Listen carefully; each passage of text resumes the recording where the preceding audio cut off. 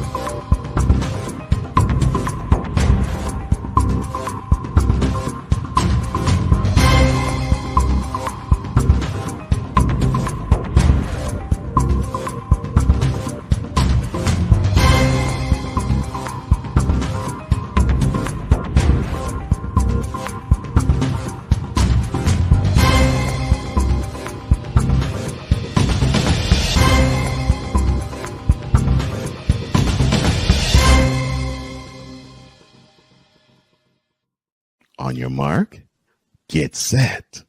Let's go. I can't do it. We'll do it live. Do it live! I'll write it and we'll do it live! Mister, will you please wake up, wake up, wake up, wake up, wake up?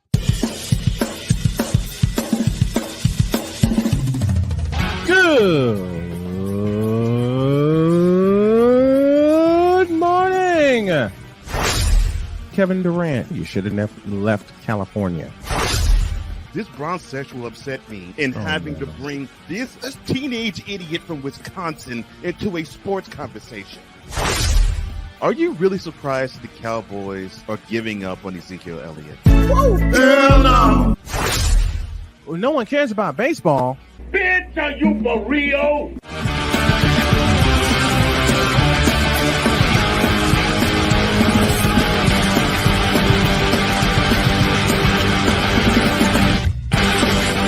Oh, yeah. Boy, some things have happened in the last 24 hours that I simply cannot believe. And I know a lot of you can't believe. Good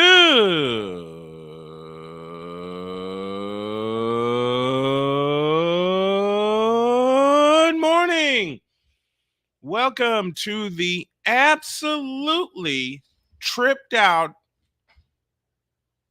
Thursday edition of Snowman in the Morning, because I can't think of another adjective to use. Glad to have y'all with us. We are presented by BetUS.com. Hey, sports bettors, listen up. Your favorite sports book is back and in their 30th year of action with live in-game betting, incredible odds with daily odds boosters, props and parlays, fast payouts, and exceptional one-to-one customer service. They have it all. And when you sign up and use the code Snowman, you will get a 125% deposit match. Log on to betus.com or call 800-792-3887. That's 800-79-BET-US. BetUS.com, where the game begins. Well, we had another show set up. We had a whip around planned. But with what's happened in the past, forget 24 hours, in the past couple of hours, my eagle-eyed executive producer, Cole Johnson, was on it because this happened. Bill Belichick is out after 24 years as the coach of the New England Patriots. The Patriots and Bill Belichick have agreed to part ways in the aftermath of a 4-13 season, his worst in his 24 years. He was hired in 2000 to replace Pete Carroll, and I'll get to Pete Carroll a little later. He has won 6 Super Bowl championships, been to 3 other Super Bowls. He has 333 wins, including the playoffs, and that ranks him second all time only to the legendary late Don Shula. He has 2 Super Bowls as defensive coordinator of the New York Football Giants. And he lost to the Giants twice in the Super Bowl 42 and Super Bowl 46. But there is one name and one name only that will forever be tied to Bill Belichick. Know who that name is? I think you all know. Tom Brady. Because as brilliant as a coach as Bill Belichick was, he wouldn't have been who he was as a coach without Tom Brady. Because after Brady decided to take his talents elsewhere after the 2019 season, after 20 years in Foxborough,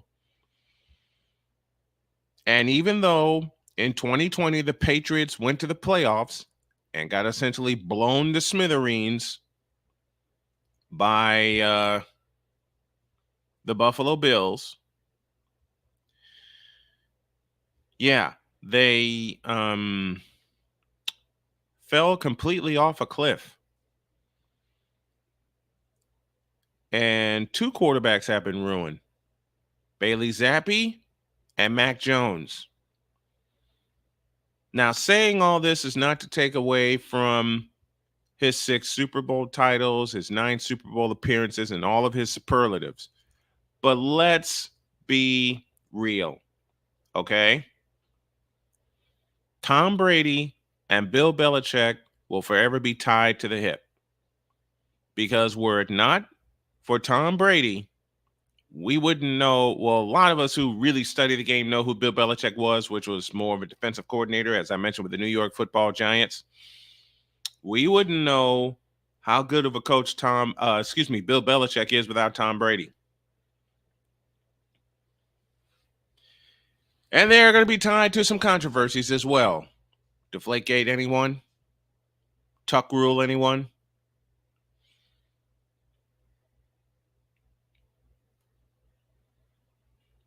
I honestly,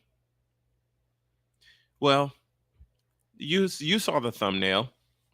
In fact, I'll show you again. This is all I can say. The end. All the superlatives, all of the achievements, any and everything dealing with the New England Patriots will be forever tied to Bill Belichick. Not even the great Raymond Berry, because Berry didn't win the Super Bowl. In fact, Raymond Berry got blown to smithereens by the Chicago Bears.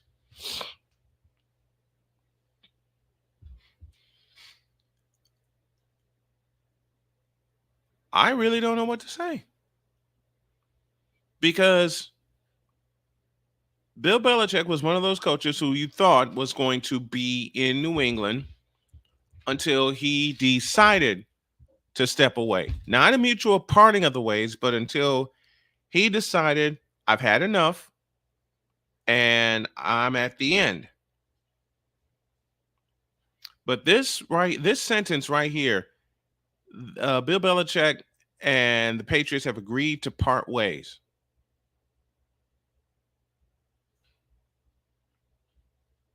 Which tells me Belichick knew a rebuild was coming and he didn't want to have to be a part of it. Which also told me that after Tom Brady retired, he knew he was going to go through some troubled waters, which he did. But 4-13, given his track record, unacceptable. And unacceptable to Robert Kraft.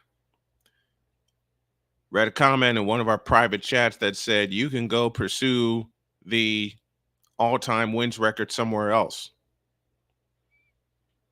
Which begs and prompts the question, where will he go if he decides to coach again?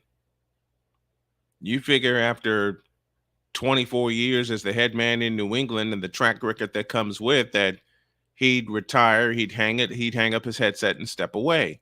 But we don't know if he will step away. we don't know if this is truly the end, coaching-wise, for Bill Belichick. It's the end of an era in New England, certainly. And I think that end came in 2019 instead of 2023 after Tom Brady decided, I'm done.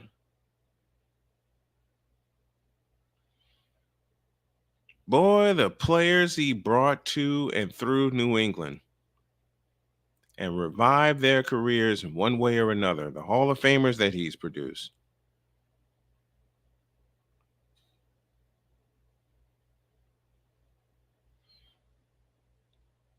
One of the games I can identify where he outsmarted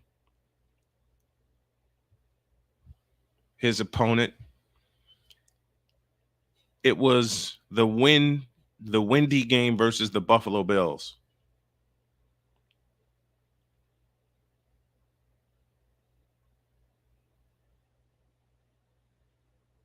And he just decided, I am going to run the ball down your throat, and I'm only going to throw it 3 times.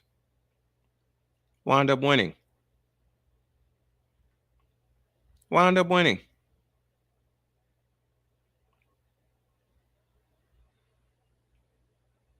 Spygate, Deflategate, whatever controversy you want to bring up, Bill Belichick is tied to the New England Patriots forever. Now, I just hope Robert Kraft doesn't make the same mistake that Jerry Jones did. I really hope that to be the case. We'll see what's next for Bill Belichick. But as I said, you can go through all the numbers, all the coaching brilliance, any and everything. He's tied to Tom Brady and that era forever.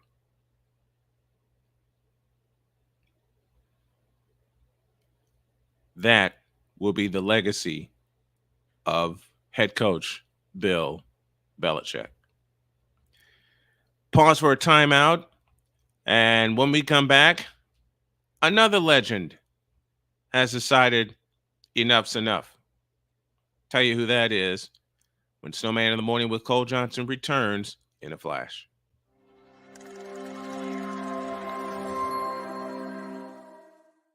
Everything Boston. I love you morons. You Kids from the Block, New Edition. Dear whatever the law firm is. Sincerely, the U.S. Supreme Court. Ben Affleck, Matt Damon. Go yourself again, Jason Whitlock.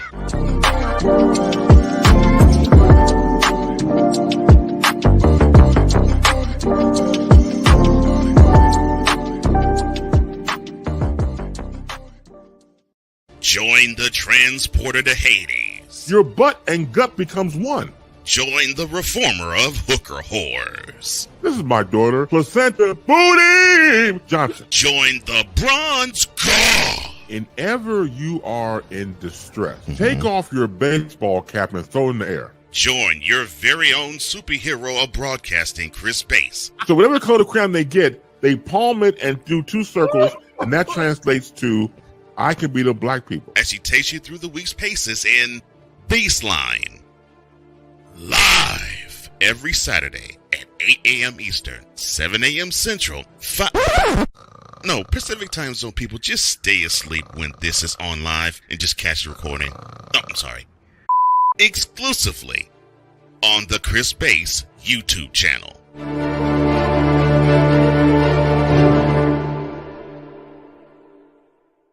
Ready to hang with some fellas who know football? Let's ride. LC Muscles 28. I think they're the most overrated defense in the league. Steel Sermon. We did not trail for a single second. Tiny Tim. McCarthy is a bonehead. A Pizzle 90. I'm going with my boys. Fins up, baby! Get ready for the 4 Horsemen of Pick'ems.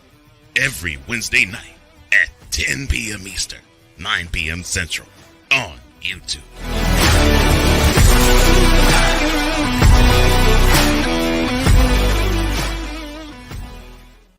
Mister, how do you operate this Twitter thing or this Instagram thing or whatever the heck? You're supposed to know all this stuff. Anyway, welcome back to the show.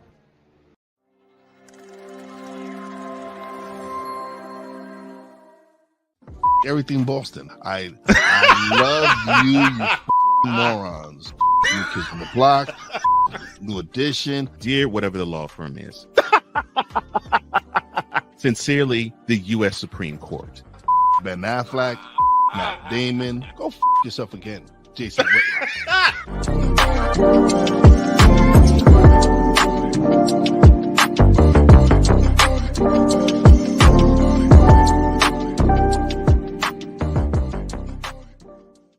Join the transporter to Hades. Your butt and gut becomes one. Join the reformer of hooker whores. This is my daughter, Placenta Booty Johnson. Join the bronze god. Whenever you are in distress, take off your baseball cap and throw it in the air. Join your very own superhero of broadcasting, Chris Bass. So whatever color crown they get, they palm it and do two circles, and that translates to, I can beat up black people. As she takes you through the week's paces in Baseline. Live every Saturday at 8 a.m. Eastern, 7 a.m. Central, Pacific time zone people, just stay asleep when this is on live and just catch the recording. Oh, I'm sorry. Exclusively on the Chris Bass YouTube channel.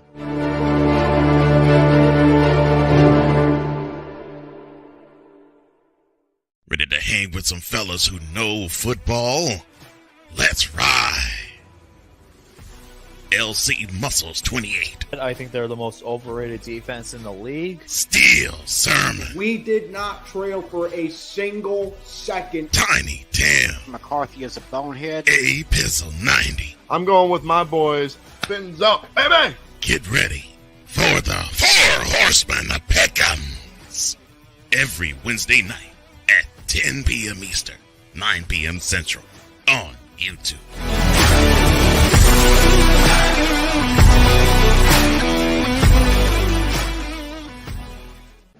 Mister, how do you operate this Twitter thing or this Instagram thing or whatever the heck? You're supposed to know all this stuff. Anyway, welcome back to the show. Welcome back to this Thursday edition of Snowman in the Morning. Glad to have you all with us. We are presented by Fanatics. Attention sports fans looking for the ultimate gear and apparel to show your team pride. Look no further than Fanatics, the number one destination for sports enthusiasts. Visit snowmanmultimedia.com/fanatics today and shop a wide selection of officially licensed merchandise from your favorite team. From jerseys to hats, accessories to collectibles, Fanatics has it all. Don't miss out on a chance to elevate your game day experience. Head on to snowmanmultimedia.com/fanatics, I beg your pardon, and gear up like a true fan with Fanatics, officially licensed everything. Speaking of everything, and speaking of coaches that have stepped away, does the name Nick Saban mean anything to y'all? Well, after 17 years, he ends his career, Nick Saban does, because he is retiring, with 6 national championships for the Tide and 7 overall. The 7 are the most in Division I history. And as much as a fan that I hated Nick Saban, let me just be real.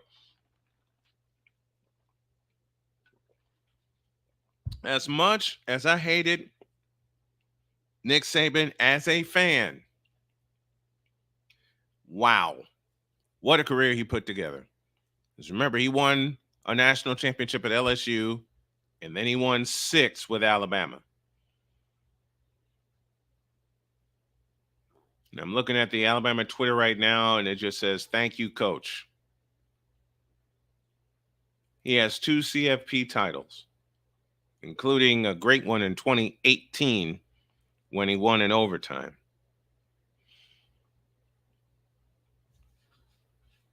They lost to Michigan in overtime in this recent college football playoff. As mentioned, the 7 national championships are the most in NCAA Division I history. A 50-year coaching career is one of college football's most successful coaches. He played defensive back at Kent State. And he got his first head coaching job in 1990 with the Toledo Rockets. They would go 9-2 in his lone season at Toledo before he moved to be the defensive coordinator for the Cleveland Browns. D. Scott, you're right. They're making room for some young blood in college and the NFL. He took over after being the defensive coordinator for Cleveland.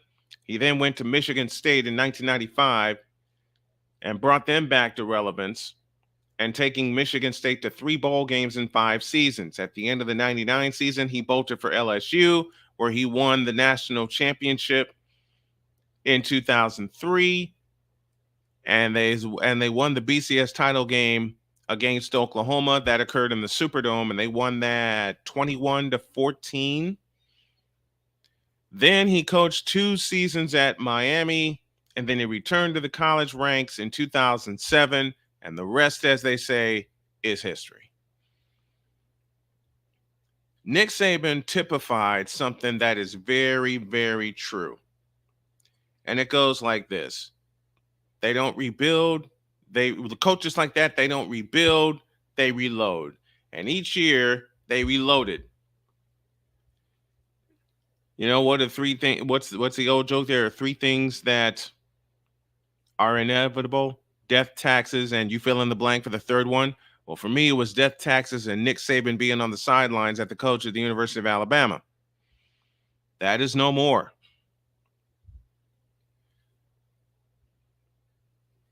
The first year for Saban was as mediocre as it could be.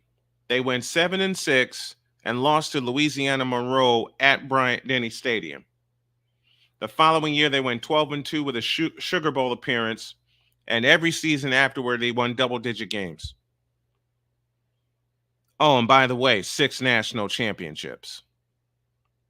Let me say that again. Oh, by the way, 6 national championships.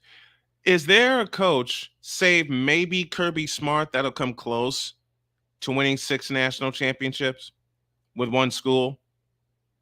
Not overall, but 6 national titles with one school. Now, let me pose a question to everyone that's watching and or listening. Who do you think would be the best fit to step in for Nick Saban as the coach of the University of Alabama? I mean, you just had that feeling that as long, and Playmaker has said it so many times on this program, as long as Bill Belichick is breathing, he has a chance. I didn't believe Playmaker when he said that when it came to the SEC championship. Lo and behold, I was wrong. I was dead wrong. You had to believe that as long as Nick Saban was breathing, Alabama had a chance. Yikes.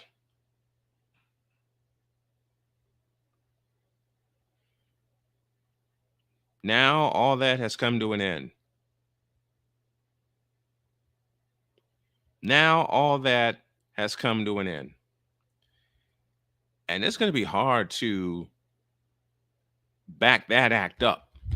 It's going to be hard to replace Nick Saban, who is 72 years young and brought a lot to the University of Alabama. Since that first season where he went 7-6 and they lost 21-14 to Louisiana Monroe. And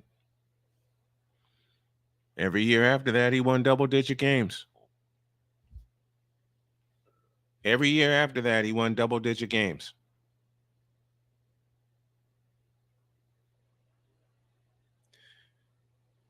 The hardest thing to do is to replace a legend. I heard this line, and I'm gonna say I'm paraphrasing because I do not remember the exact quote, but it was in reference to Steve Young replacing Joe Montana. I believe it was Dan Deerdorf who said, "How do you replace a legend? You become one." And boy, Nick Saban became a legend when he became Alabama's head coach.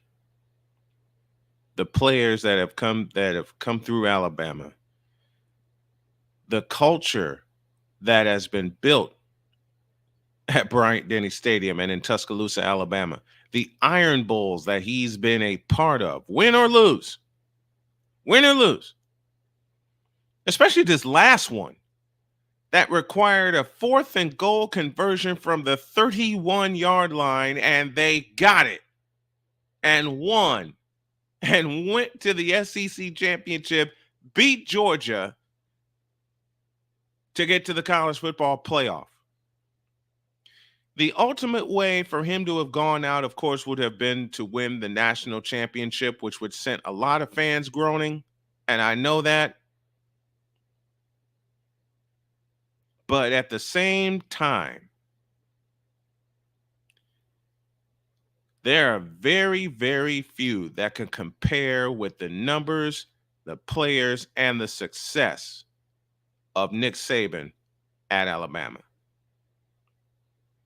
Just like I said in the last segment that Tom Brady and Bill Belichick are tied to the hip forever, Nick Saban is tied to the University of Alabama forever because he turned that program around,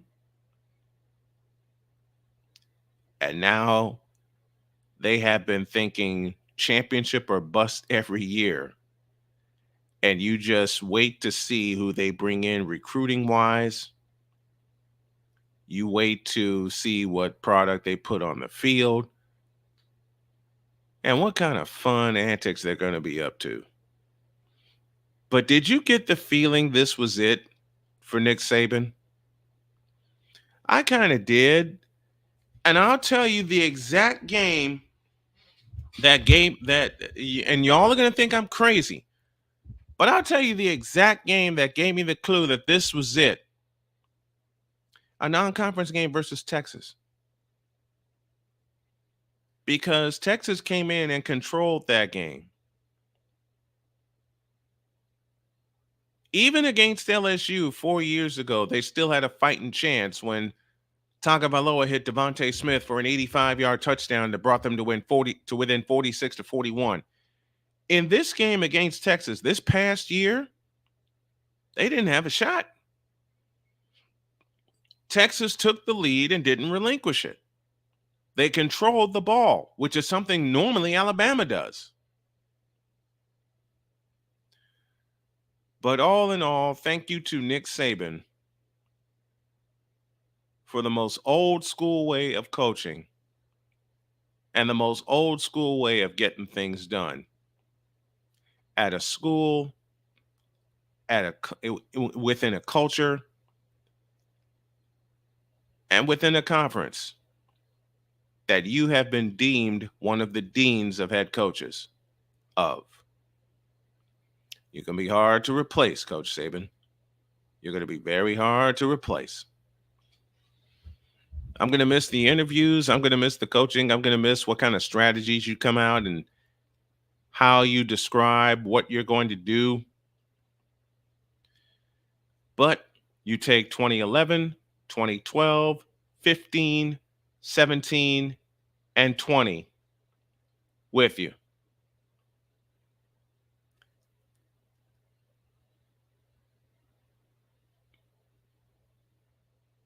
And they beat Texas to win their first national championship to finish 14-0. And the thoughts are coming in about Belichick. I'll get to all of those after the break. Saban finishes his tenure in Tuscaloosa at 201-29, 9 SEC championships, 8 college football playoff appearances, 4 Heisman Trophy winners, and Mark Ingram II, Derrick Henry, Devontae Smith, and Bryce Young. And he's produced, you ready for this number? 44 NFL first-round draft picks out of Tuscaloosa. 44. Athletic Director Greg Byrne, and I'll take y'all to break with this. Athletic Director Greg Byrne said, quote, simply put, Nick Saban is one of the greatest coaches of all time in any sport, and the University of Alabama is fortunate to have had him leading our football program for the past 17 seasons. Close quote.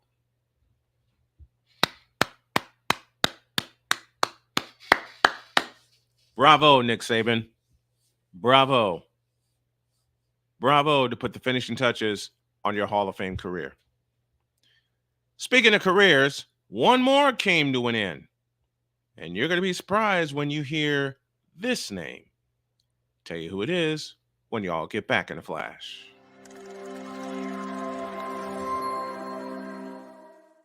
Attention sports fans, looking for the ultimate gear and apparel to show your team pride? Look no further than Fanatics, the #1 destination for sports enthusiasts. Visit snowmanmultimediasports.com today and shop a wide selection of officially licensed merchandise from your favorite teams and players. From jerseys to hats to accessories to collectibles, Fanatics has it all. Don't miss out on the chance to elevate your game day experience. Head over to snowmanmultimediasports.com/fanatics and gear up like a true fan with Fanatics. Officially licensed everything.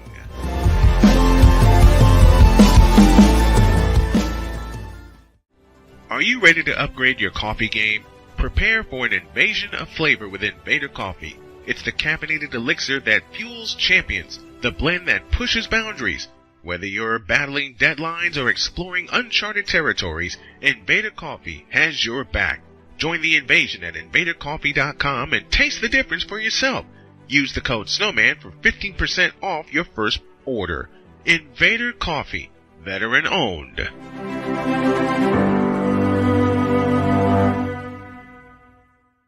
Hey, Eagles fan. Join my man Cool McCain and a host of others as they break down every single game, every single week in an objective manner, and also from a fan's perspective as well. Remember, this cast feels just like you. Nobody likes you. And you don't care. Fly, Eagles, fly. Eagles Elite Podcast. Every Wednesday at 8:30 p.m. Eastern on YouTube and other podcast outlets.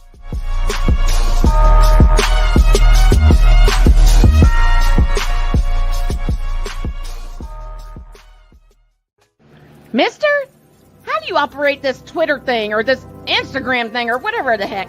You're supposed to know all this stuff. Anyway, welcome back to the show. Welcome back to Snowman in the Morning with Cole Johnson. This portion, as I've messed everything up here. See, I get started and I don't know where I don't know where everything is anymore.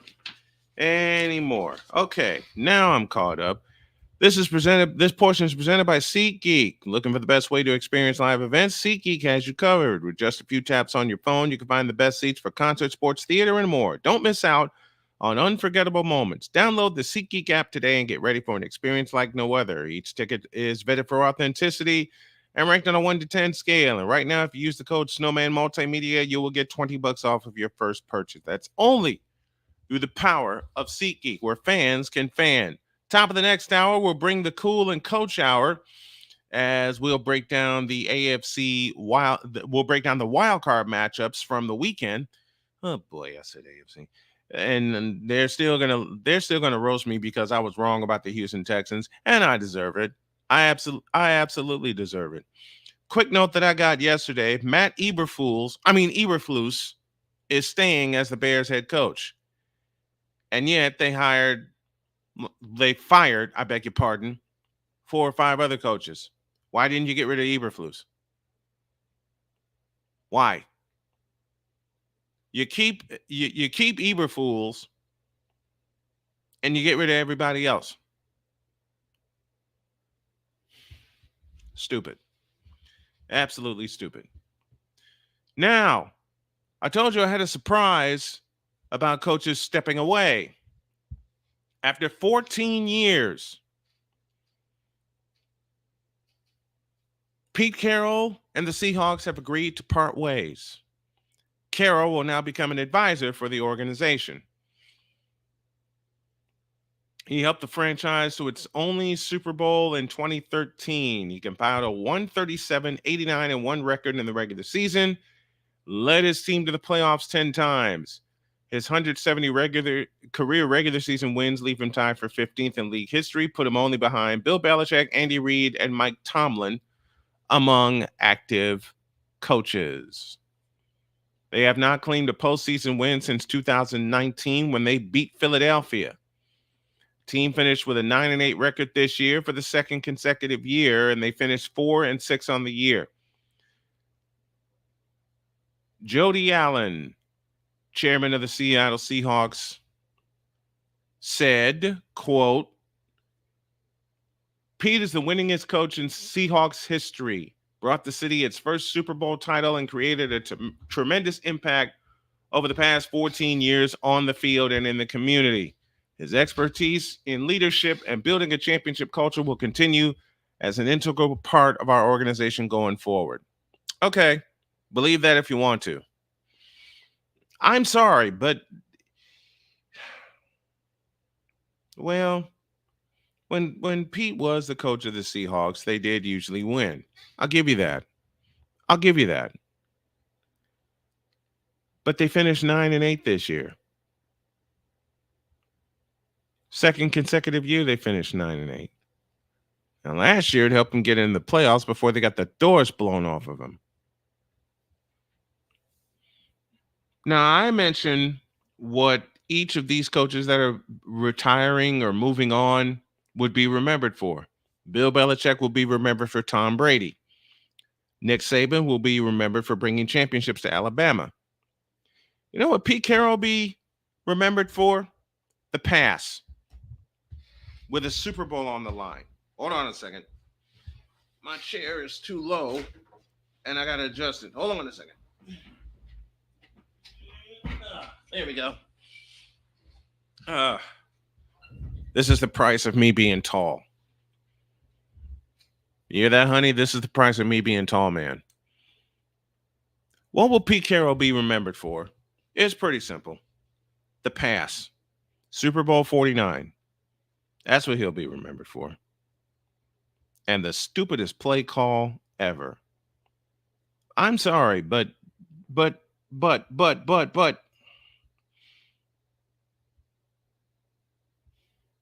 Do you put that on Pete Carroll? Or do you put that on Russell Wilson?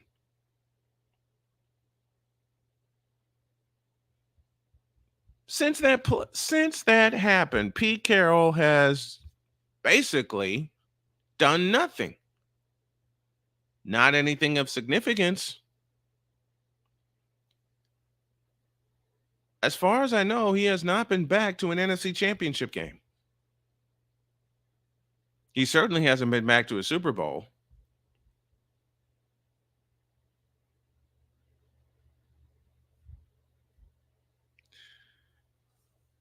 What is exactly the legacy of Bill Belichick? Bill Belichick. Of Pete Carroll. You know what? I mentioned it earlier. Pete Carroll was the coach of the Patriots before Bill Belichick took over. That's probably why I had a Freudian slip. That is probably why I had a Freudian slip.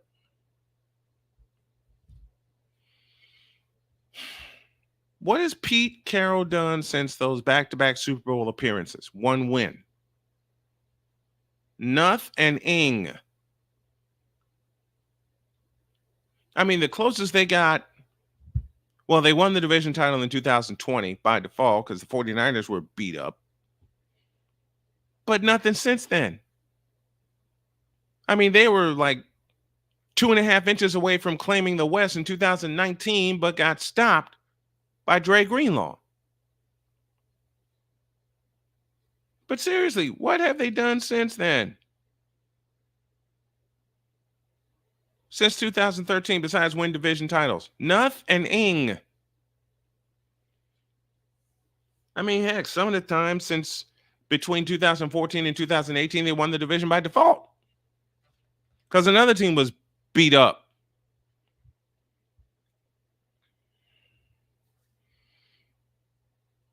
What is the legacy of Pete Carroll? Can somebody answer that for me, please, in the chat or wherever? Because honestly, besides longevity, I can't find an answer to that. Seriously. It's been like up and down.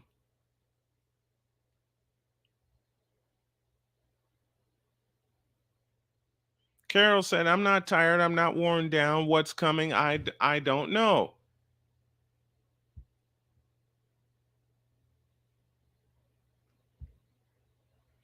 You know what's coming for Pete Carroll? Nothing. I think Pete Carroll's been done since 2019. I mean, granted, he got a division title in the COVID year, but since then, nothing. Again, nothing. How do you explain that? How do you explain? Everything is going to be, everybody has a moment, okay? Every coach has a moment. How do you explain Pete Carroll not giving the ball to Marshawn Lynch? There's the moment that's going to be tied to Pete Carroll. Not giving the ball to Marshawn Lynch on 2nd and goal at the 1-yard line after he got you 4 on 1st and goal. Bad enough, you held a 10-point lead in that Super Bowl. Bad enough, you held a 10-point lead in that Super Bowl. More coaching thoughts with Vic Allah. What's up, Victor? What's going on, man? How you doing? The last 24 hours with all these coaching moves have made my mouth drop through the floor. A lot of them well needed. A lot of them have been absolutely needed. What do you think about this one with Pete Carroll? I'm not surprised.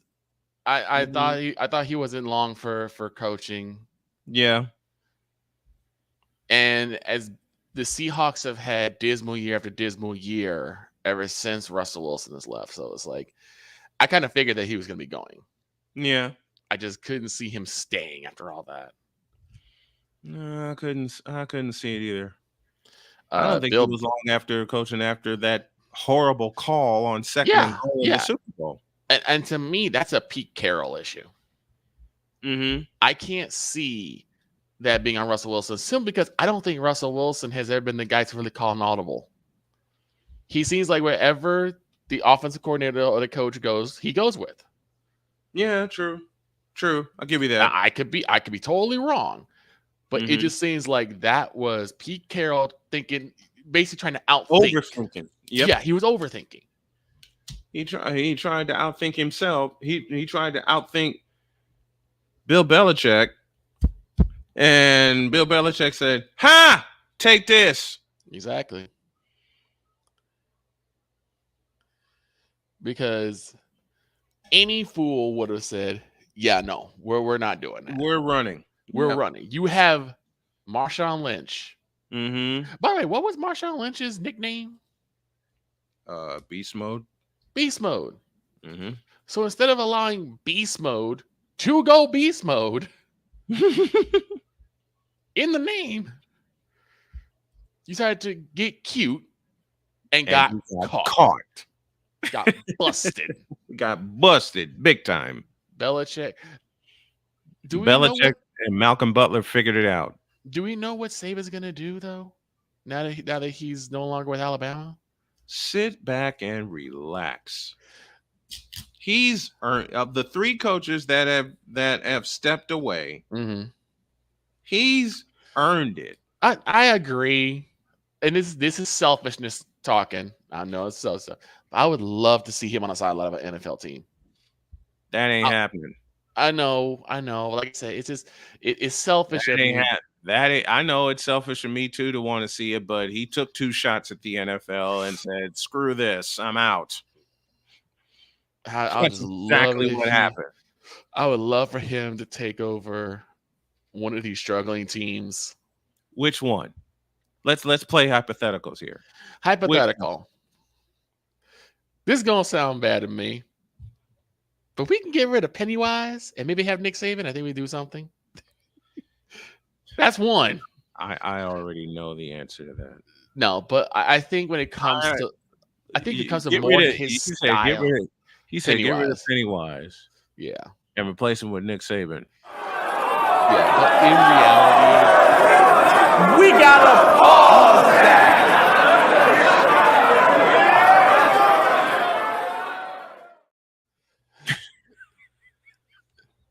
I had to. But in reality, though, Mhm. I think he'd probably be really good in one of the Southern teams. Maybe Jacksonville. Delete!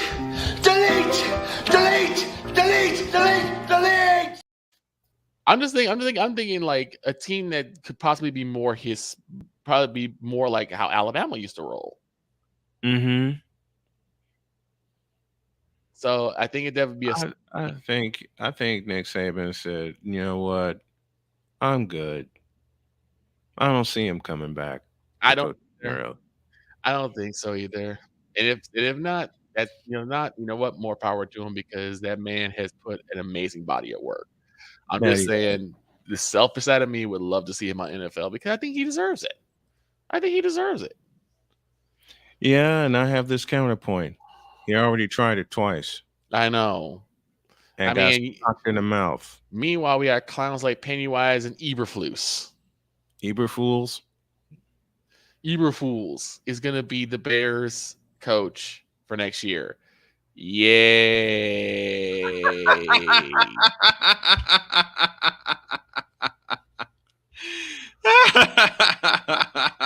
Because that tired song and dance didn't totally destroy my hopes this year.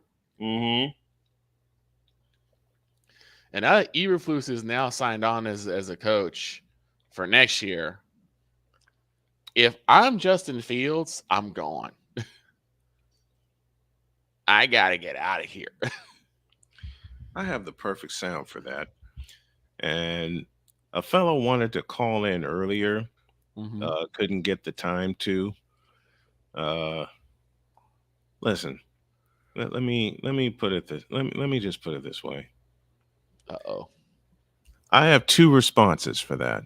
Number 1, considering Matt Eberflus is going to be the coach again. If I'm Justin Fields, my first response is, I'm as mad as hell, and I'm not going to take this anymore. And the other, get me out of here. That's, I thought, was going to be number 1. They both work. Well, Meanwhile, everybody else in the NFL is looking at him and Eberflus and going, it's over. You lose. Hadouken! That's what Justin Fields is going to be taking a lot of next year. A lot of them. A lot of them, because Eberflus is not going to fix that line. He's not going to be able to do it. Who are we talking about here? He's not going to be able to fix that line. That line is porous as I don't know what. Unlike Pete Carroll, Nick Saban, and Bill Belichick actually knew what needed to be fixed. Right? Mm-hmm. Eberflus is a yes man, and Ryan Poles is a yes man. And I don't know if the draft's going to save us this time, because it didn't save us last time. Does that answer your question? Yes, absolutely. Does that answer your question? Oh God! Wait! Hold up. This is the product of me just waking up and getting going. Listen, for Andre Morgan and a lot of these other Bear fans that think Justin Fields is the man at quarterback, my response is the following. No, God! No, God, please, no! No! No! No! There. Yeah, that's gonna be what we're gonna be screaming. Mm-hmm. It's And a gonna lot of be these painful. same Bear fans, when they see the result, are going to be screaming, Oh, hell no! I don't get it, man. I do not understand. I don't listen. With my argument about Justin Fields is more of a situation and not him. Yeah. And I'm peeling back from what I said a couple of days ago. Mm-hmm. If he had a line that was more akin to, say, like Detroit's, or hell, you can say Dallas. You can say Dallas. Because as bad as that line has been for Tony Pollard for the run game, they've at least kept Dak upright for the most part. I don't think Dak has taken that many sacks. At least Dak every play is not saying, "Ooh, I'm dying." Yeah. But if they had a line like that and Justin still put the same numbers, then I'm like, yeah, that's a Justin issue. But that line is so horrendous. Originally I thought they had upgraded from J.C. Penney mannequins to at least from Walmart mannequins, J.C. Penney mannequins. No, they downgrade to Dollar Tree mannequins.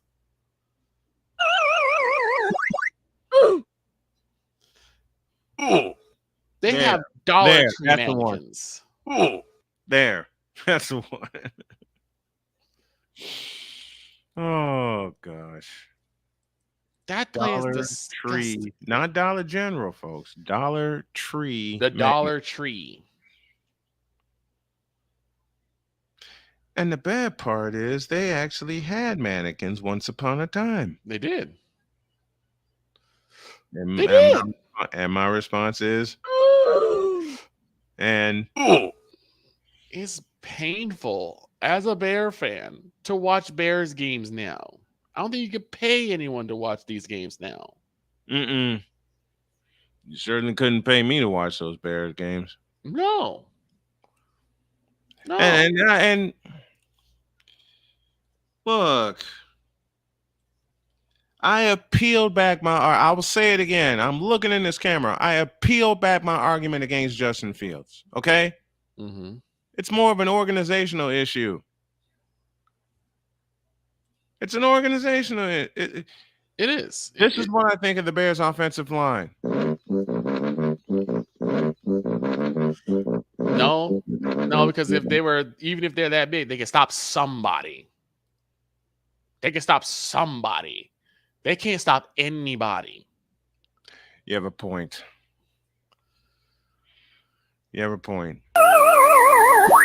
There, how's that? Much better.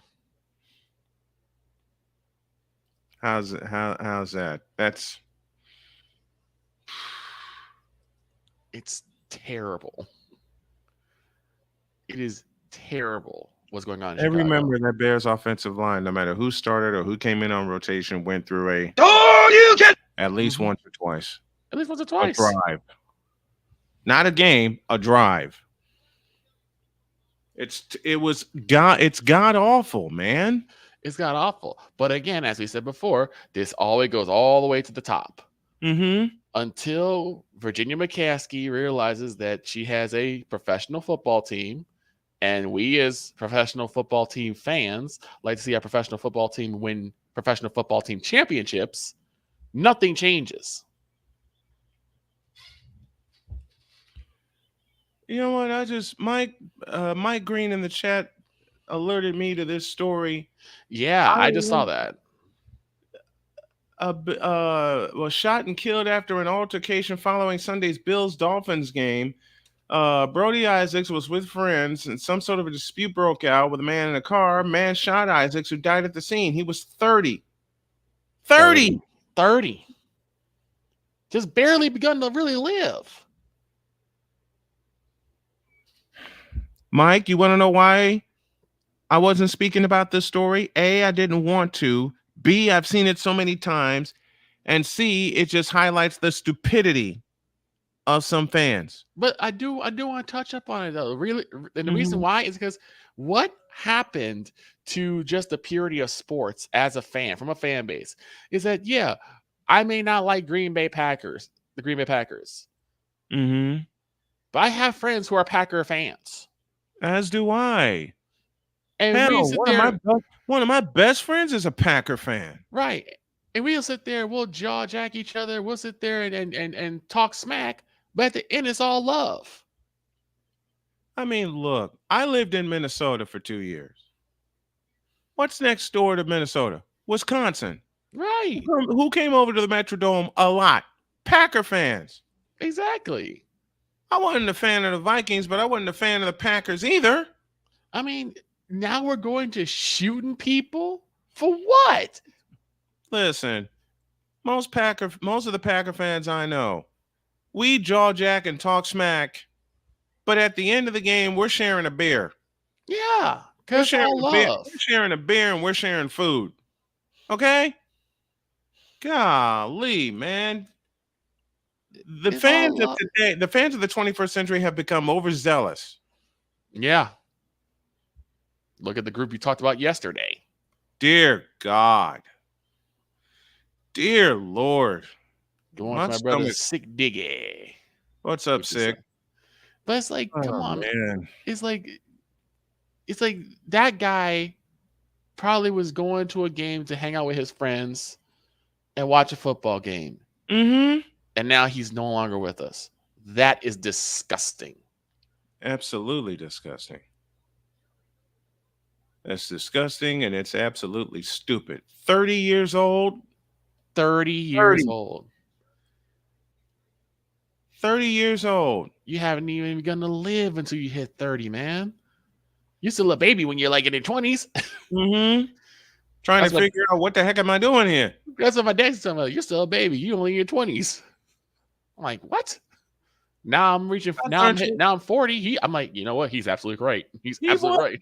My dad said the same thing to me. My dad said the exact same thing to me. It's not that serious, guys. It's not. It's just sports, man. Yes, it's sports. Enjoy it together, not tear them apart.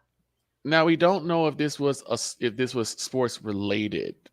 You know, so we don't know if this is because of the games. Does that answer your question? Well, I'm saying it from this standpoint. Well, yeah. We don't know whether the violence broke out because of the game or during the game or whatever. We don't know. They may have known each other beforehand, or maybe an altercation. Could be some gang-related material going on there. But it just might. That needs to take a back seat when you're enjoying the purity of sports, because sports is one of those pure principles. In my opinion, it needs to be. Victor Law joining me for this segment of Snowman in the Morning. Thanks a lot, Vic. I appreciate you. No problem, man. Thanks for having me on. All right, let's take a halftime break, and when we come back, it's the Cool and Coach Hour, and the gentlemen are standing by. Snowman in the Morning, Hour 2 begins after this.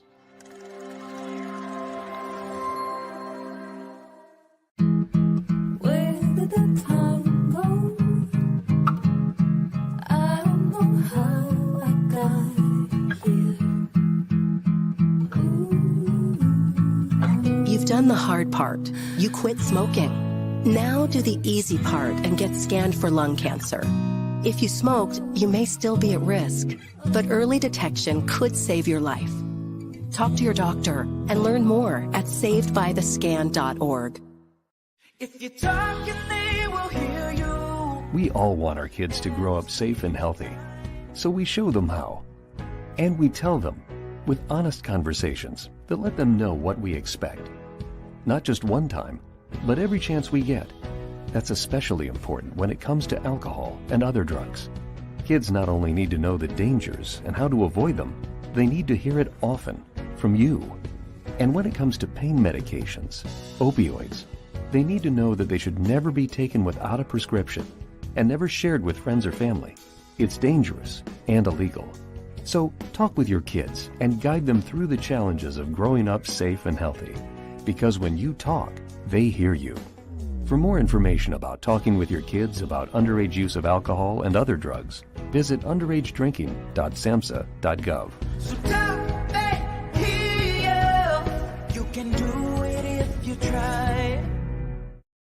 He was only 58 years old when he passed away. That outcome could have been different. Colorado happens to be one of the worst states for radon levels. It's in our ground, and it seeps up. The more you breathe radon, the more chance you have of DNA being hit and the cell mutated. The EPA estimates 22,000 lung cancer deaths a year caused by radon.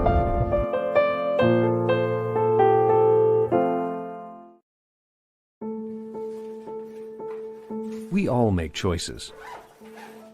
When it comes to alcohol, kids make choices whether to drink or not. Bye, Dad. Bye-bye. Remember, I'm going to Alex's party tonight and sleeping over.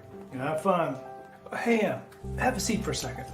Remind me about that party again? Alex is just... And adults make choices whether to talk about it. That's true of parents and every other trusted adult in a kid's life. Kids want to know our expectations when it comes to alcohol and other drugs. They want guidance and honest answers to their questions. And it makes a difference when the message is consistent and part of everyday conversations. So talk with your kids and help lead them on a positive path. Because when you talk, they hear you.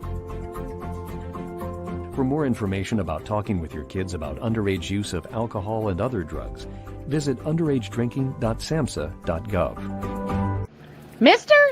How do you operate this Twitter thing or this Instagram thing or whatever the heck? You're supposed to know all this stuff.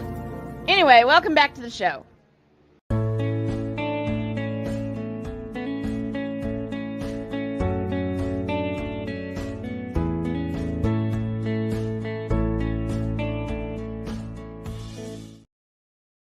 Hour 2 is presented by Fanatics. And since Hour 2 is here, we got this.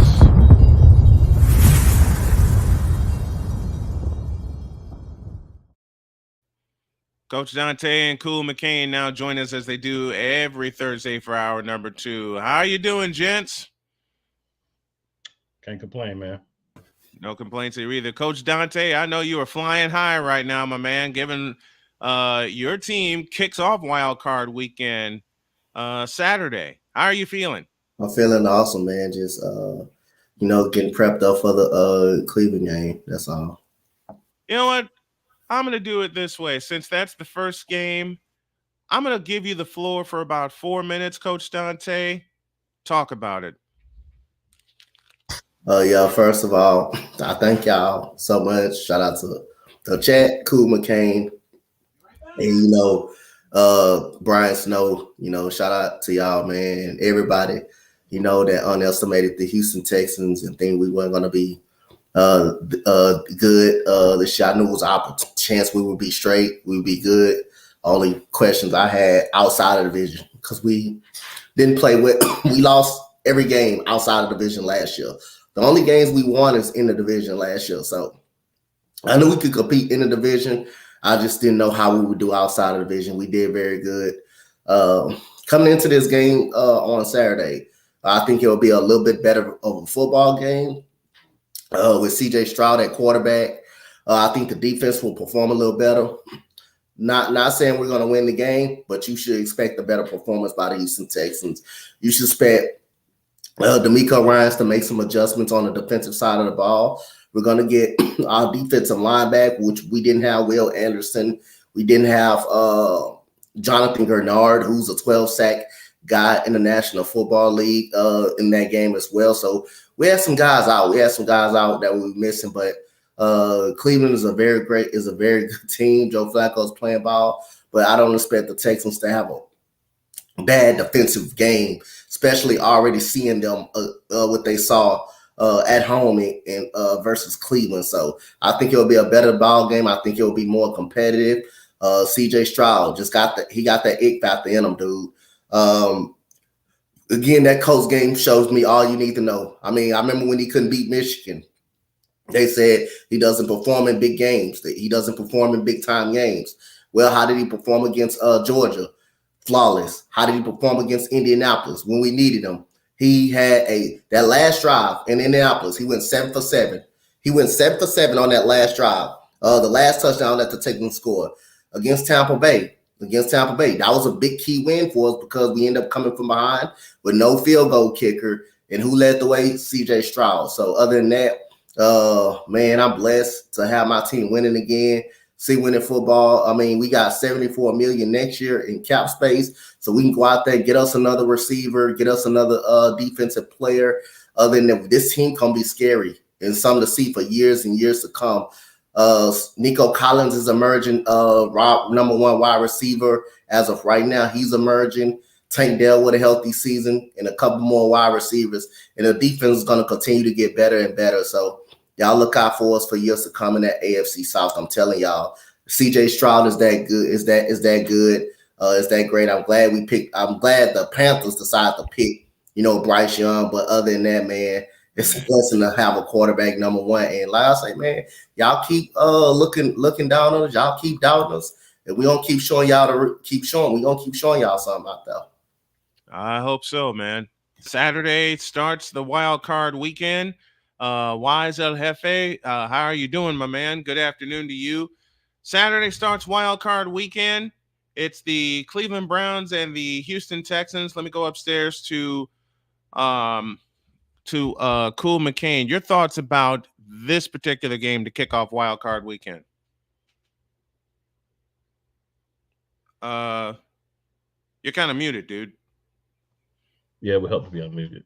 There you appreciate that.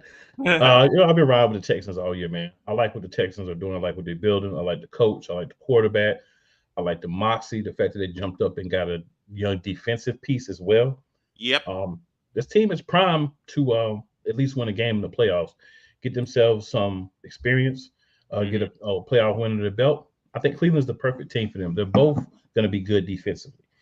Flacco's going to do his thing, but Flacco's put up great numbers. But let's look at the wins and the plays. Flacco could still be got. Flacco is still Flacco, right? He just has great players around him, and he hasn't played as much as some other guys, so the arm isn't as worn down as much.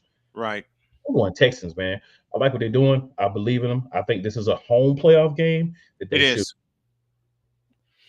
It is a home playoff game that they should. I think they should win. Yeah, it's a home playoff game, and I'm going with the Texans as well, because when they played the last, got one of the biggest doubters now talking about the Texans. Okay, I like it. Yeah, I am. I looked in this camera and I said I was wrong after Saturday night, especially after the funny message that Cole gave me when I was giving the Texans all kinds of kudos. Jody, my wife, heard that and says, "Tell Cole I said," and he caught it. And he said, "I heard Jody had a message for me." He's laughing. I'm going with the home team as well. I think the Texans are just going to be too much. They are just going to be too much for Cleveland the second time. Go ahead. Sorry, go ahead, sir. I was going to say, before we go any further, something I need you to queue up for me after you're done. I think you know what. Let's see. You gotta say what up to somebody. What up, the big homie? Wow. Wait. Let me find the. Okay, go ahead. Go. And also, what up?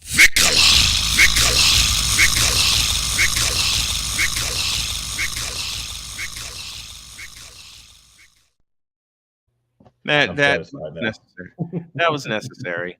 That was necessary. Give me a score prediction, Cool. I thought about this. I'm gonna go 27-17.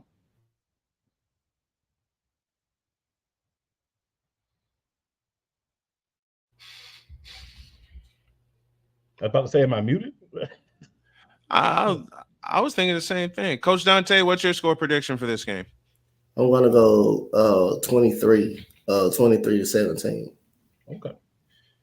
I'm leaning more towards what Cool said. I think it'll be a 2-score difference. I say 27-17 Houston. Let's go. That'll kick off wild card weekend. Then you got the Dolphins and the Chiefs. Saturday, 8 p.m. Tyreek Hill makes his anticipated return to Arrowhead Stadium. I'll go first on this one, and we're going to do our picks again on Friday. I think the Dolphins have run out of gas. They have built their offense on speed, and though they have Raheem Mostert as one of their stables of running backs, they just don't have enough power. And you saw that against the Buffalo Bills on Sunday night.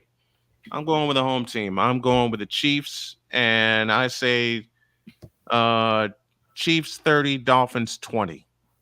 Let me go downstairs to Coach Donte. Your thoughts on this game? Again, this is the Dolphins. Can't beat a team that's below that's near their level. They can't beat a team that's near their level. So if you're a team like the Buffalo Bills, if you're a team like how the Philadelphia Eagles was throughout that first month of the season, if you're a team, my bad, Cool. Look, Cool. I got my boy Cool shaking it. That's my fault, bro. I put that on myself. I brought that up. They ain't your fault. It's their fault. It ain't your fault. Like Kansas City, someone that Kansas City beat in London, a winning team. Basically, the Dolphins are not beating them. If you're even with them, or if you're possibly better than them. Again, people want to say Houston got a weak schedule. Well, again, how about the Dolphins? They schedule wasn't too much better. They played.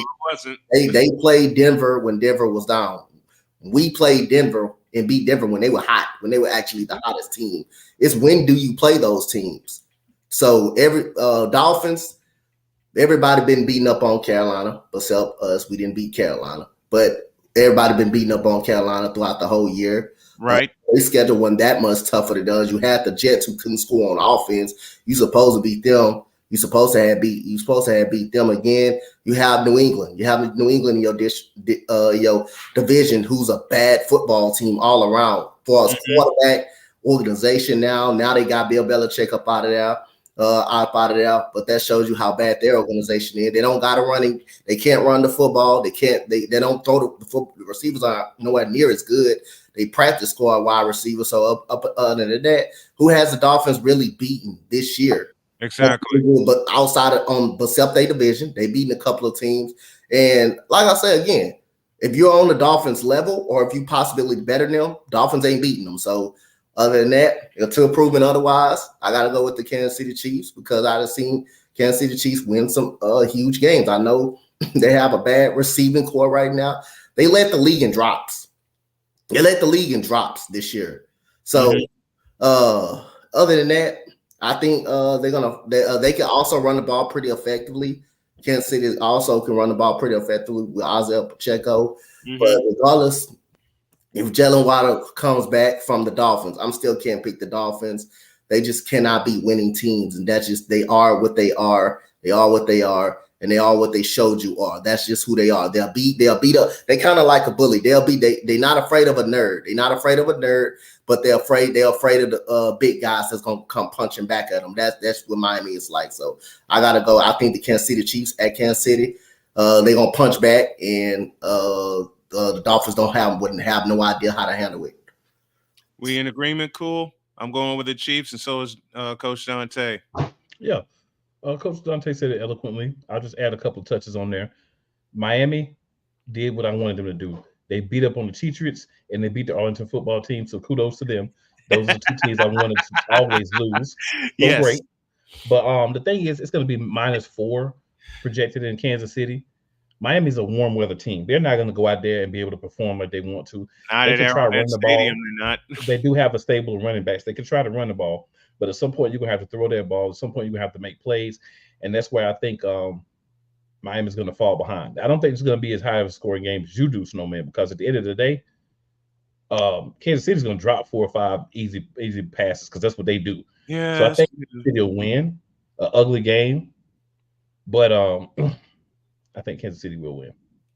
We're just getting started on our wild card weekend preview. Coming up, the Sunday games we'll look at, and we'll start at Rich Stadium in Orchard Park, New York. The Steelers back their way in. The Bills back their way into the AFC East Championship. Who comes out on top in that game? More playoff breakdowns after this.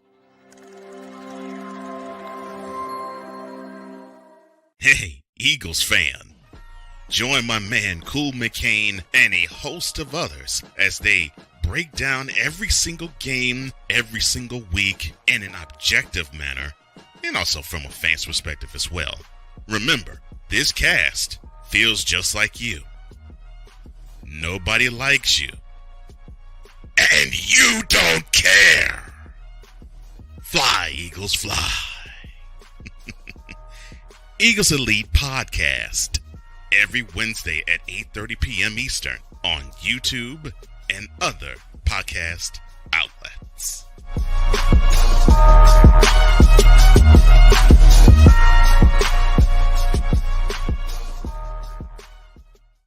Everything Boston. I love you morons.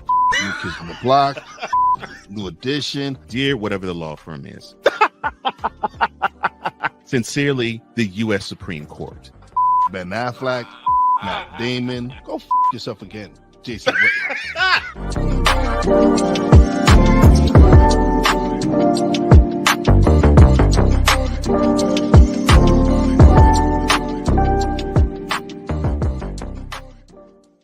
Ready to hang with some fellas who know football? Let's ride. LC Muscles 28. I think they're the most overrated defense in the league. Steel Sermon. We did not trail for a single second. Tiny Tim. McCarthy is a bonehead. A Pizzle 90. I'm going with my boys. Fins up, baby. Get ready for the Four Horsemen of Pick'ems. Every Wednesday night at 10 p.m. Eastern, 9 p.m. Central on YouTube.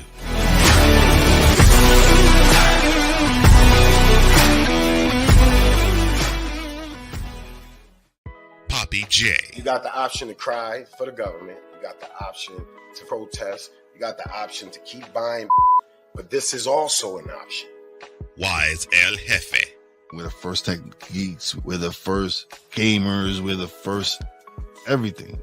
Everything. Like Gen X's, we are the ones. BS3 Network proudly presents the crew from the New York boroughs who never wants that smoke. Nah, they want that fire. Poppy J and Wise El Jefe.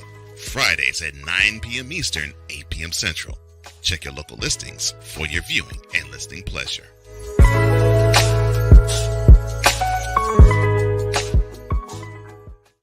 Mister, how do you operate this Twitter thing or this Instagram thing or whatever the heck? You're supposed to know all this stuff. Anyway, welcome back to the show. Welcome back inside of the Cool and Coach Hour as we preview Wild Card Weekend. They call it Super Wild Card Weekend. I just call it Wild Card Weekend. Ain't nothing super about it. Nothing. Speaking of Wild Card, I'll have this one on a live play-by-play call. 4 p.m. is the stream time. 4:30 is the kickoff. The Browns and the Texans from Houston have that one live, and it will be on the Snowman Multimedia YouTube channel. Speaking of Wild Card Weekend, let's go to Rich Stadium. Steelers and Bills will kick off the Sunday tripleheader at 1 p.m. And I don't think the Steelers have a chance in hell. Upstairs to Cool McCain for his thoughts first. So Snowman said that the Bills backed their way into the playoffs. I beg to differ. They stormed, kicked down the door, they did, waved the fofo, and told everybody, "I'm gonna hit you some more." That's how they got. That's how they got the division. They're playing great football. I think even if we have a little bit of a meltdown with Josh Allen, which does happen from time to time, I think the Bills still have enough. What, they went 5 in a row to get in? Yep. Their last 5? Yep.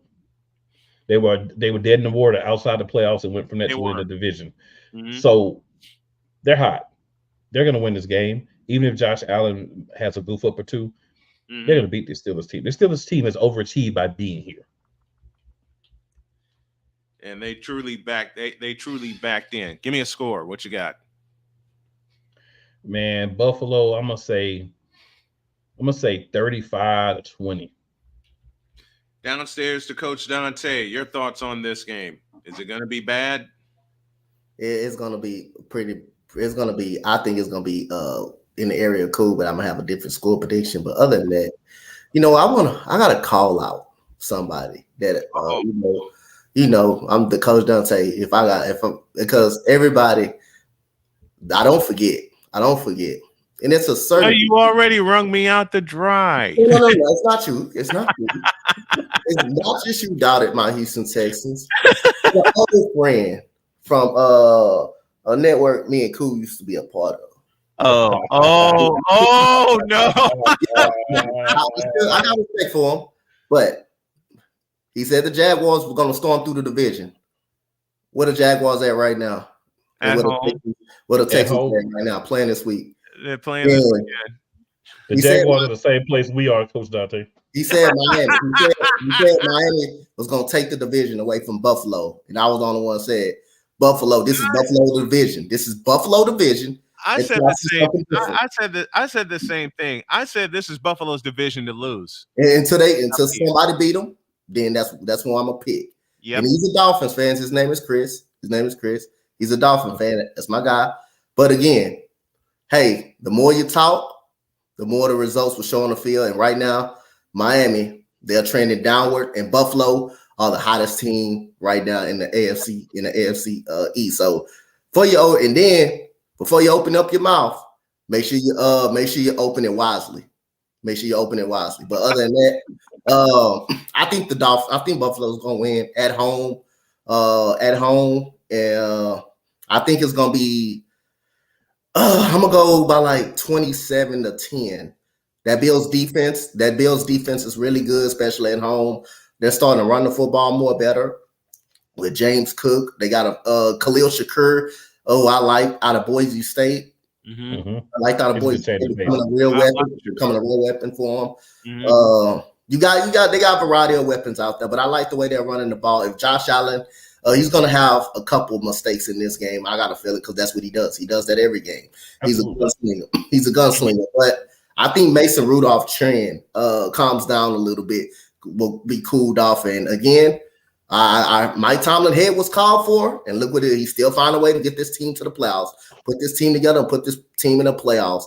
They thought it was over against Arizona. They thought it was over against New England, which we mostly thought it could have been.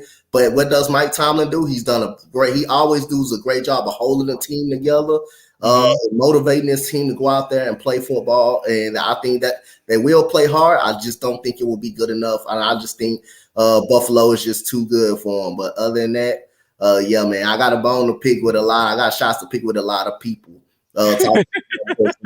Like that. If you want to come talk about my Texans, you can go ahead and do that, boy. All right, we're gonna continue the show. We're gonna continue the show for years to come. So that's fine. Keep disrespecting, and we okay with that. We love it.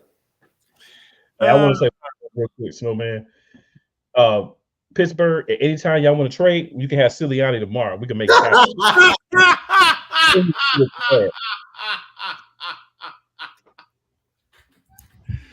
What was it? Tell me the name again. You came up from Nick Sirianni, please. It's Nicky Tight Pants Sirianni. And how dare I? The first time I heard it, mispronounce it. We're all in agreement here. Pittsburgh's going to play hard, okay, but they're going up. TJ Watt.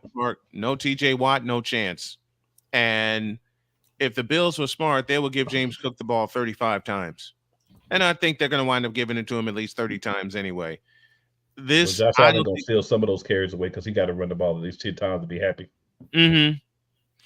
I don't think this will be close. I have the Bills winning at home in front of 80,000, 35-17. I have them winning 35-17. And it might not even be that close. Well, the only reason I have them 20 is I have a garbage time touchdown.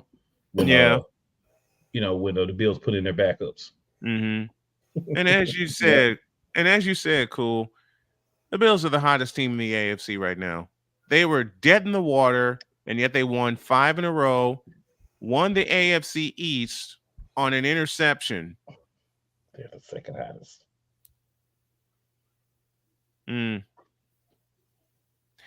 That's right. Yeah, because I can't take any hotness away from you because your backups got beat by the Steelers. Yeah. Not your starters, your backups. Mm-hmm. You know what I'm saying? Yeah. Don't forget that. Don't forget the team with the MVP. Haters don't hate. Lamar Jackson's the MVP. You don't like it? I got 2 words for you. In D-Generation X voice, suck it. It's happening. Well, let's see what happens with the Arlington football team. And I only spelled it correctly for graphic purposes. Packers and Cowboys in a game that's going to hurt my eyes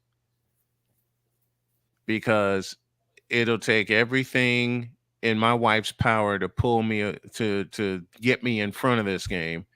Because when I showed her the lineup for Wild Card Weekend, she said, we're going to watch this one, and we're going to watch this one. Then she turned to me and she said, which games are you going to do? And I told her, and I think one of those 2 games she may join me. It's going to depend on what needs to be done here around the house. But I ain't watching this one. I'm taking Jordan Love and the Packers, and I won't put one eye on this game. Upstairs to Mr. McCain. This hurts me to have to say. First, I want to say, Wise, holler at your boy. We got to link up when you here. I want to answer sick too. Josh Allen's going to shoot himself in the foot. There's no doubt about that, but they're still going to win. Yeah, there is. What up, Ryder, Aces, and Hawkeyes guy? Appreciate you checking us out too. But to answer the question, this pains me to say deep inside, the Arlington football team is going to win. They're undefeated at home. They're not going to lose this game. They're going to lose this one. They're not going to lose this game. I'll go for it. I'll be the lone wolf here. I'll go for it. Well, we don't know if you're the lone wolf or not yet. We don't know what Coach Donte gonna say. I might be the lone wolf. Let's find out. Coach Donte, your thoughts. Yeah, you are the lone wolf here. But other than that, again, this is a trap game for the Cowboys. They could lose this game. It is a trap game. Run Love is hot coming into the playoffs. That defense is pretty good too for the Packers. They run defense, their pass defenses, they're pretty competitive. But the way Jordan Love playing and finding that young receiving core, Jaden Reed has been a big help for them. Out of the rookie out of Michigan State, Luke Musgrave has been big for him too. That rookie tight end for him. You also got Tucker Kraft, who they drafted as well. Romeo Dobbs turning into underrated young receiver. They're pretty solid, man. I got Dallas winning this game in a close game, but don't be shot if Green Bay can pull this out. And Dallas can go back in cowboy mode again. Don't take that. That ain't a part of the picture. They can go back cowboy mode again. But I think they will win this game in a close fight. Yeah, what Coach Donte said. Yeah. Hide your eyes. Ah, hell, I couldn't do it. Yes, I can.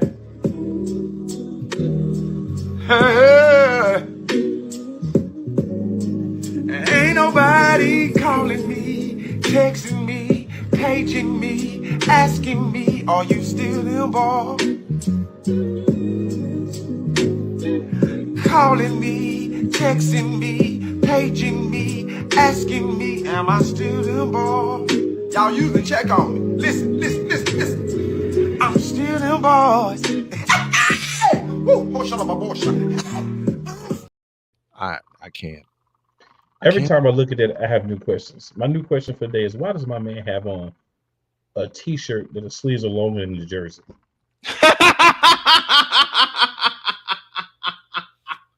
I have questions. Every time you look at that, I have questions. Every time you look at Tyrese Cisco McKnight, in the words of Vic Allah. Right. Coach Donte be like, ain't nobody got time for this. Oh, Lord. All right. One final pause, and then we'll wrap up our preview of Wild Card Weekend.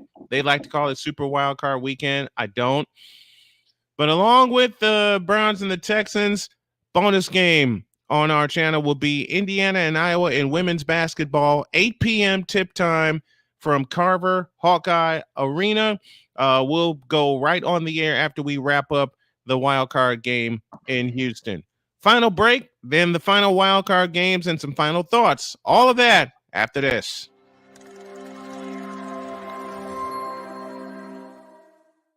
Everything Boston. I love you morons. You kids from the block, new edition. Dear whatever the law firm is. Sincerely, the U.S. Supreme Court. Ben Affleck, Matt Damon. Go yourself again, Jason Whitlock. Join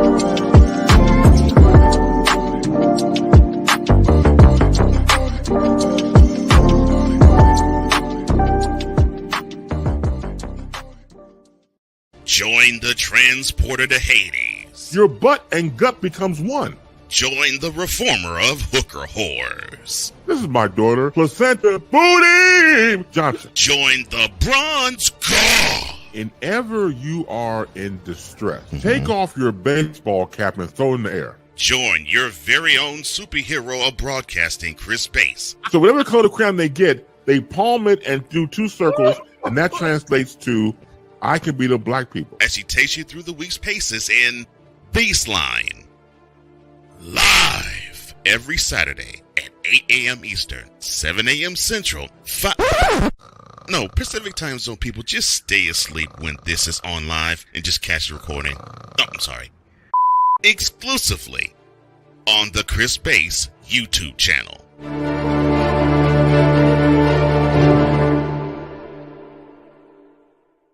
Ready to hang with some fellas who know football? Let's ride.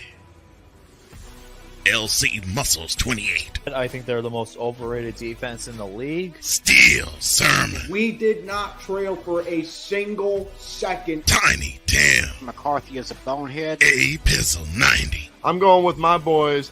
Fins up, baby. Get ready for the 4 Horsemen of Pick'ems. Every Wednesday night at 10 p.m. Eastern, 9 p.m. Central on YouTube.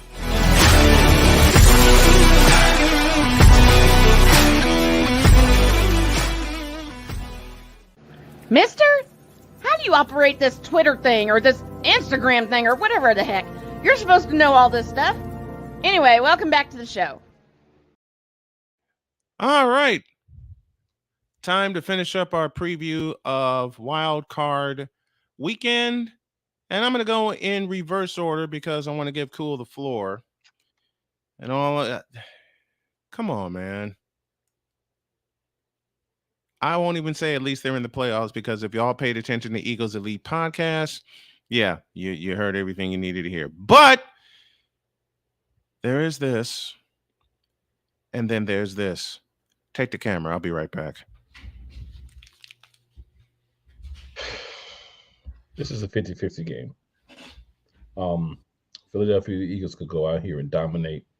The Philadelphia could go out here and do what they normally do if they win and barely win. And poorly play, or the Philadelphia Eagles can come out and play like trash and lose. Those people running around talking about, Chad Ochocinco, Mr. Chad Johnson himself is one of them, say, the Eagles were just resting, getting their mind, their bodies right for the playoffs, whatever. I guess somebody forgot to give that message to Sidney Brown. I guess somebody forgot to give that message to A.J. Brown as well. But I digress. I'm going to simply say this. It's not a lot I need to say about this game. If we come out and play like we're supposed to, which I really haven't seen us do all year, this should not be a problem. We are in Tampa, so then there's people that say, the Eagles will play better because, they're not at home. They don't have to worry about home and the Eagles crowd booing them for playing badly. How about you just don't play bad and you don't get booed? When did that become this crazy thing that people can't do? Honestly, man, this team has underachieved overall, period. It has. Anybody can disagree if you want to. That's fine. There's some people that didn't think we'd be this good. But at the end of the day, the way we were winning early in the season, you don't come to a point in the season where you just stop winning. You lose 5 or 6 games. You don't do that. We beat the Giants 1 or 2 times, and that's it. That's the only game we won since the 49ers game. People say the 49ers broke the Eagles. Nick Sirianni broke the Eagles. That's who broke the Eagles. If that dude keeps his job, I don't even know what to say. If we lose this game, he's probably out of there, but maybe not. He might get the Eberflus treatment, but he'll get rid of the coordinators and half the positional coaches and blame them and let him come back. We'll see. But what I do know for sure, 1,000%, is this is the moment. All this talk, all this speculation, they're saving stuff for the playoffs. It's the playoffs. So you're going to show me something or what? That's why I feel like right now it's 50-50. I'm an Eagles fan. I'm going to go with the Eagles. But I wouldn't be surprised if Tampa Bay won this game. Any Eagles fan have a problem with me saying that? Go watch the footage of us the last 6 weeks. Go watch that travesty of a game that we played on Sunday. I mean, I get it, we had backups, but they should be better than that. They really should. You should not have to worry about if your starting quarterback gets hurt. His backup is so garbage that you got to try to put him back on the field after a dislocated finger. Long as the right hand. But guess what? That's the position we put ourselves in. That's on Howie. But that's also on the coaching staff for not saying we got Tanner McKee, who apparently is on the active roster every week, is third quarterback. Why do we have 3 quarterbacks active? That should be another defensive player. But that's a different argument. Why is Quez Watkins active? What, because he had a great game against backups? He should be on the practice squad, and we should have another spot open for another defensive player, another safety.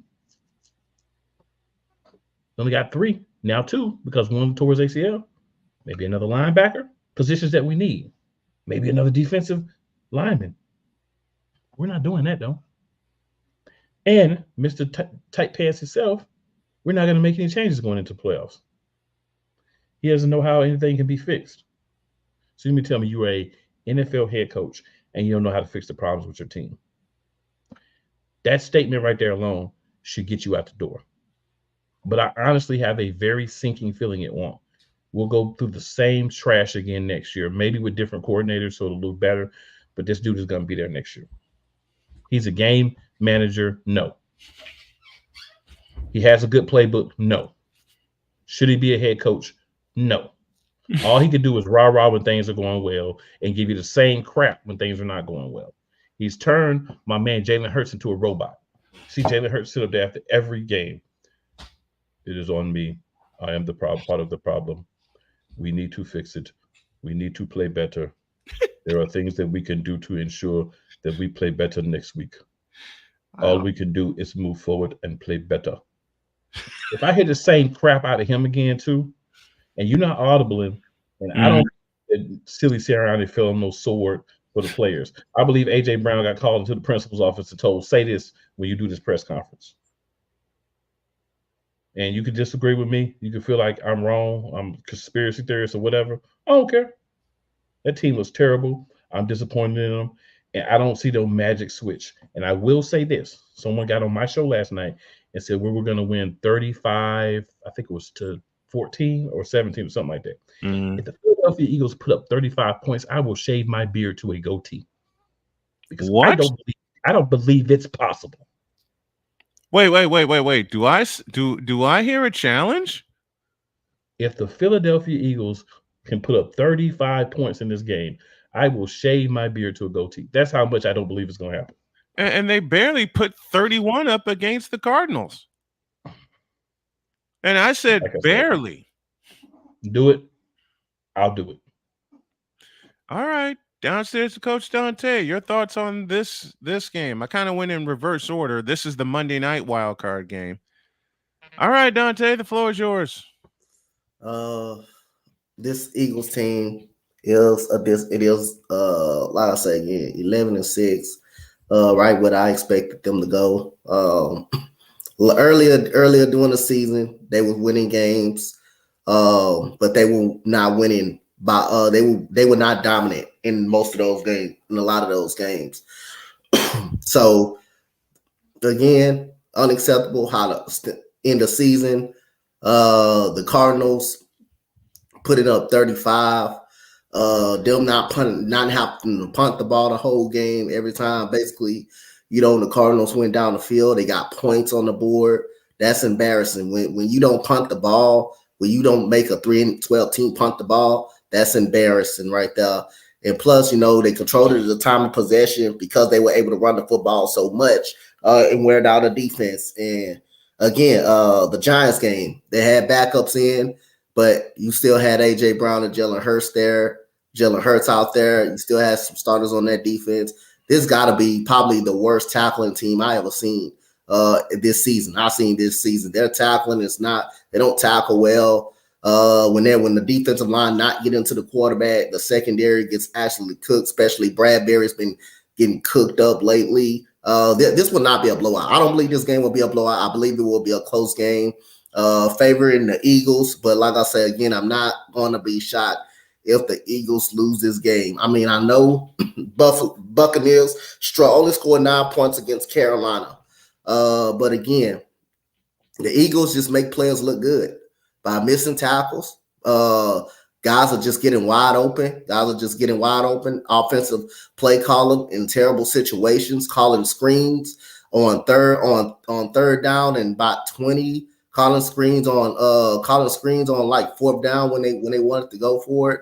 Not running the football enough. They went away from the running game. I don't know why they went away from the running game, but other than that, it don't look good for the Eagles. They lose this game. Got to be some changes to be made in the front office. And I expect the Eagles to get back on track. I don't think they will go far in the playoffs. I don't think this year's team will go far in the playoffs.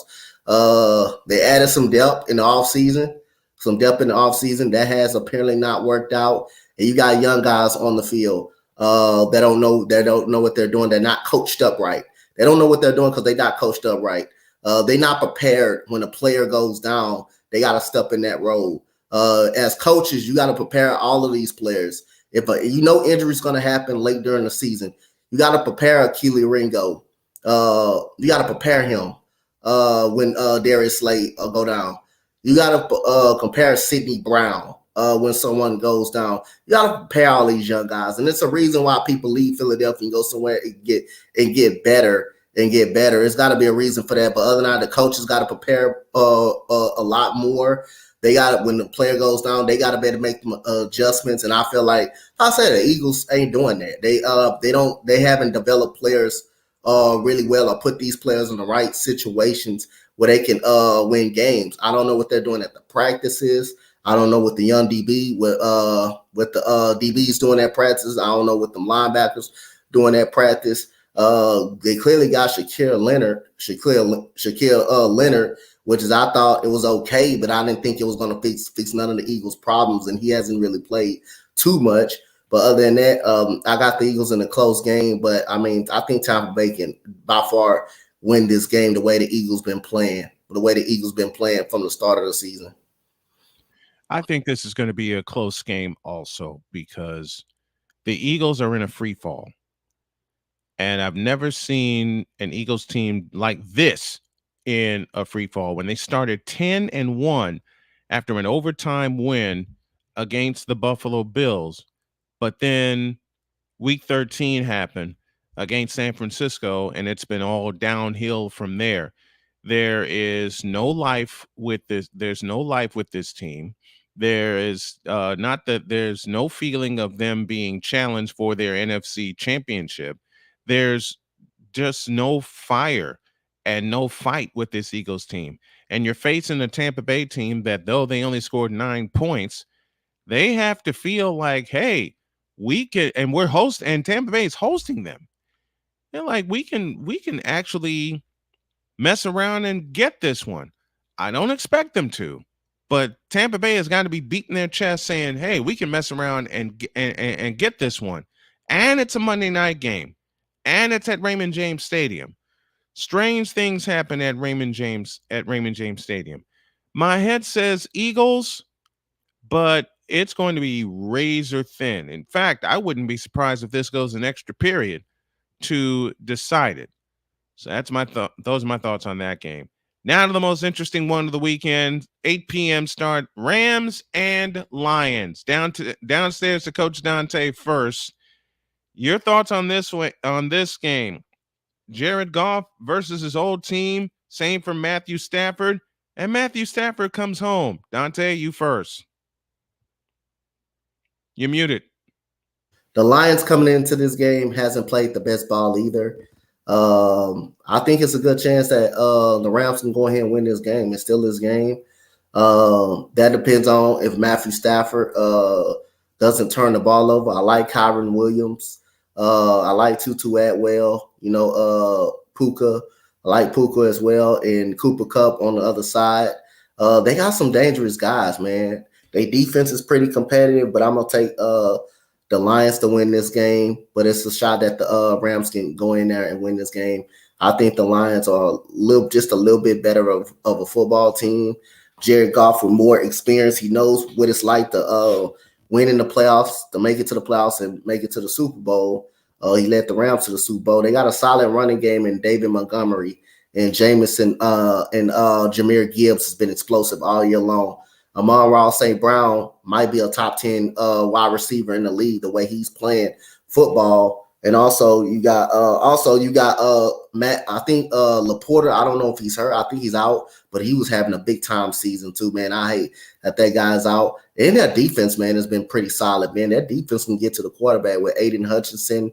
Brian Branch had a great year for the safety from Alabama. He had a hell of a year. And again, man, this was a good season for the Detroit Lions, but I got the Detroit Lions winning this game. All right, Mr. McCain, your thoughts on this wild card game? And you're muted as well. I got Detroit winning this game, but I'm going to go back to the Eagles because Detroit's going to win this game. They're the better team. All right. The media, the team, everybody tried to make it what? Oh, it's the fault of the coordinator, defense coordinator, right?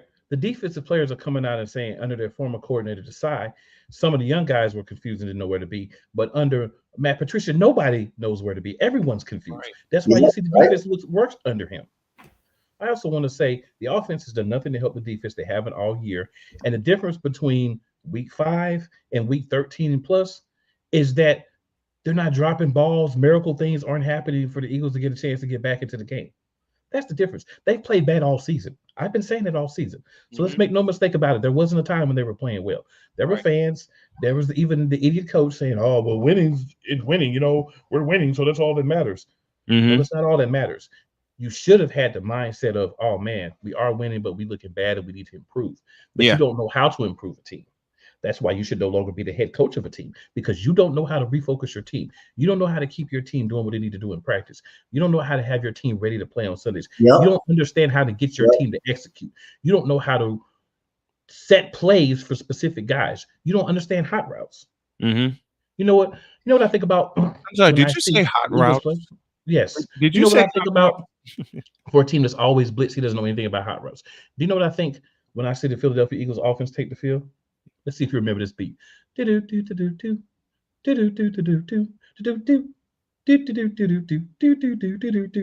it's 8 plays, and you got 8 plays to choose from on Tecmo Bowl?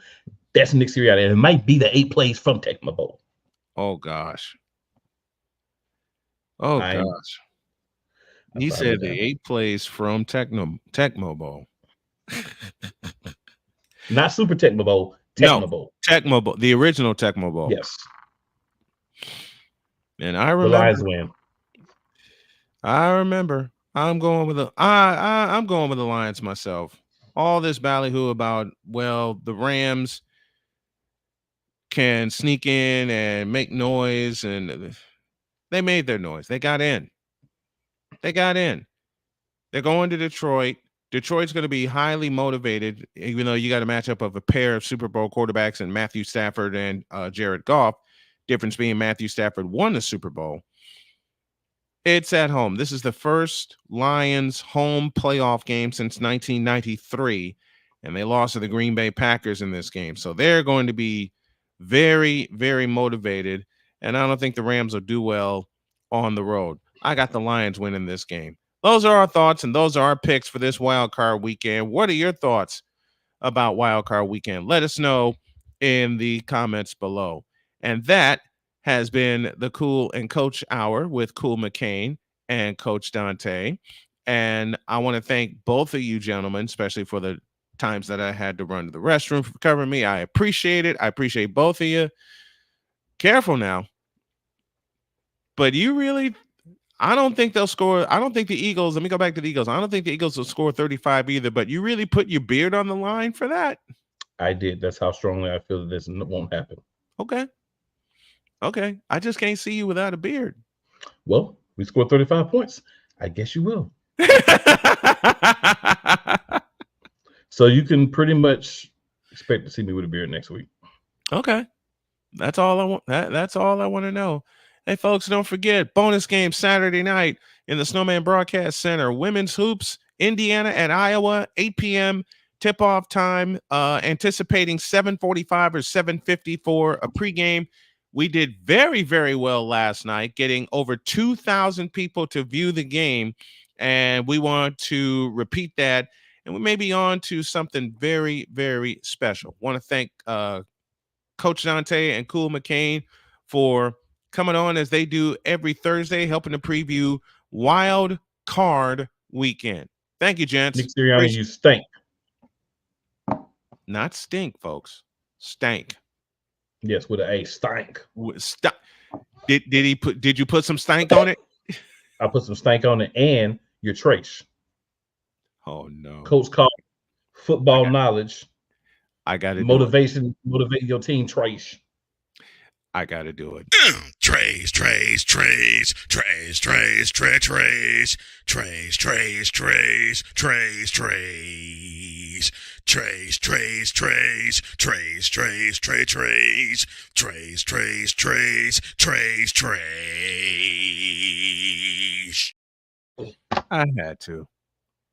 I had to. I absolutely had to. And before we wrap up, and I'll do this in Cool's honor, thank you very much to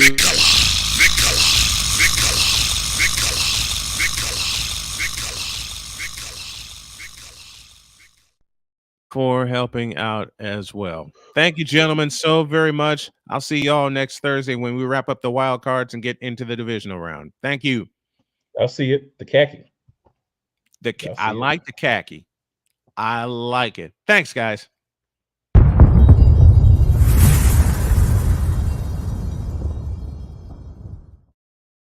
And we got to get out of here because I have to go to the doctor. Have a great day. God bless. Remember to make your next move your best move. And always remember, if your dreams don't scare you, they are simply not big enough. Dream big, do bigger. We are, and we hope you all are too. Everybody does their picks tomorrow. Plus, we enter the boom shakalaka.